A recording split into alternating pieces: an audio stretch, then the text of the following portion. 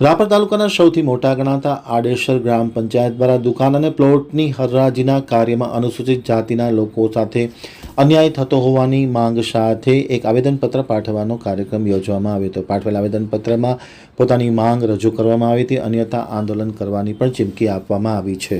હવે જોઈએ આડેસરથી મારા પ્રતિનિધિ વસીમ સિદ્દીક કોટવાડનો એક વિસ્તૃત અહેવાલ. પ્લોટની ફાળવણીમાં અન્યાય સામે આડેસરના અનુસૂચિત જાતિના લોકો દ્વારા વિરોધની લાગણી વ્યક્ત કરવામાં આવી છે. અનુસૂચિત જાતિના લોકોએ હરાજી રોકવાની માંગ પણ આ આવેદનપત્રમાં દર્શાવી હતી અને આંદોલનની ચીમકી પણ આપવામાં આવી હતી.